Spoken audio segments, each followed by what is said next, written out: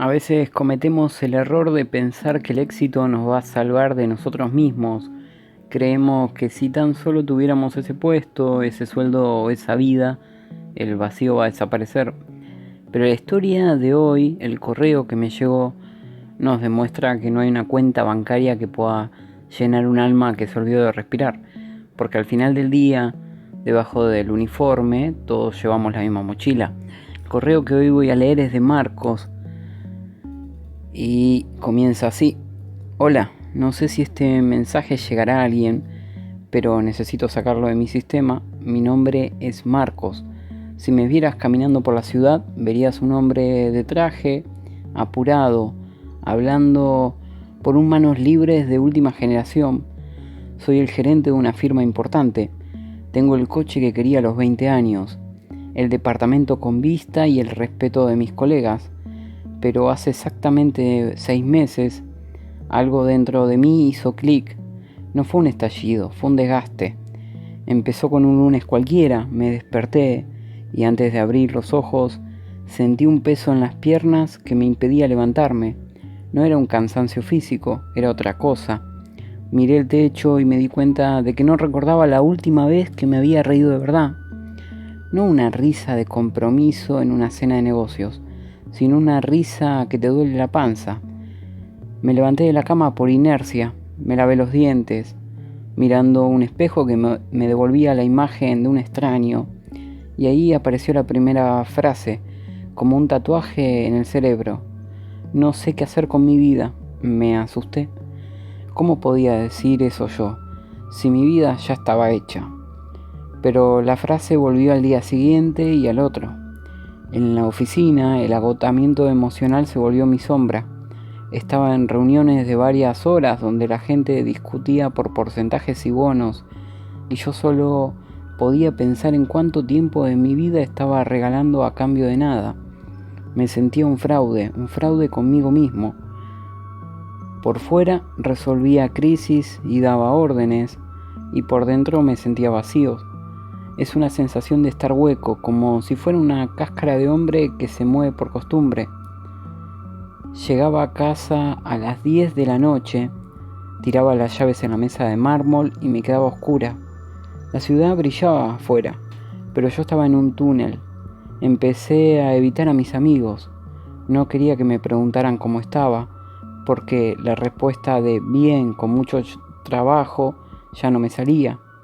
Me sentía atrapado en mi propio éxito. Había construido una jaula de oro y yo mismo le había puesto llave. El punto más oscuro llegó un jueves. Tenía una presentación importante. Me puse mi mejor traje, me ajusté la corbata y de repente no pude salir de la habitación. Me senté en el piso, con el traje puesto, y empecé a temblar. No podía respirar. El aire me parecía cemento. Estoy cansado de todo, dije en voz alta. Cansado de cumplir, cansado de fingir, cansado de ser el hijo perfecto y el empleado del mes. Esa mañana no fui a trabajar, apagué el celular, lo metí en un cajón y me quedé escuchando el silencio. Fue aterrador descubrir que, sin mi puesto de trabajo y sin mis logros, no sabía quién era yo.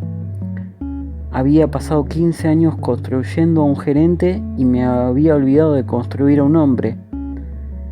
Fui al médico pensando que era algo del corazón, pero el doctor me miró y me dijo: Marcos, tu corazón está bien, pero tu alma está agotada.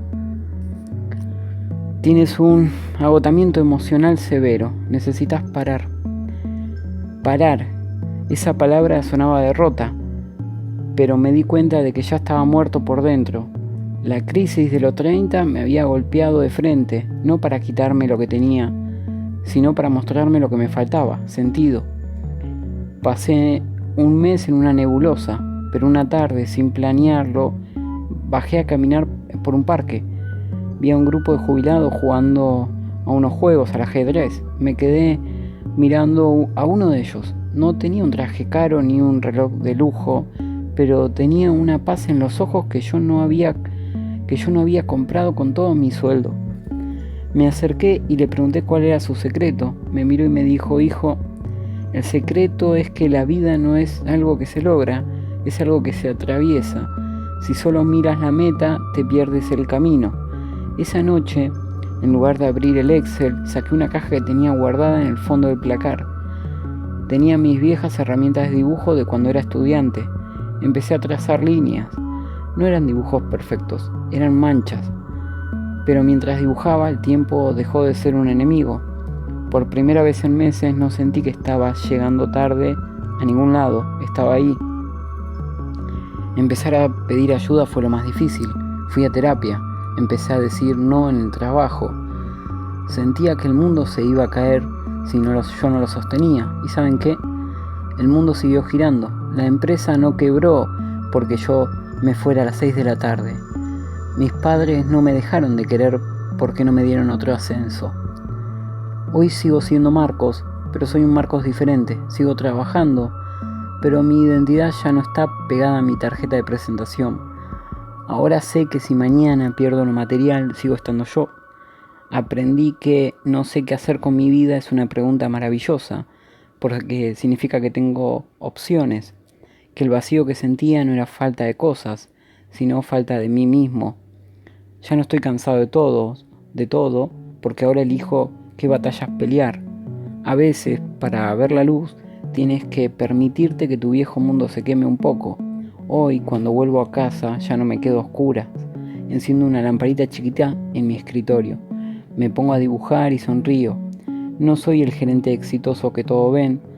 Soy un hombre que finalmente aprendió a respirar y eso vale más que todos los rascacielos del cielo, del mundo. Hay esperanza, siempre la hay, pero tienes que animarte a soltar la carga. Te deja un abrazo grande, Marcos, desde México. Y así termina el correo de hoy. Quería compartirlos con ustedes porque me llegó y me pareció fascinante.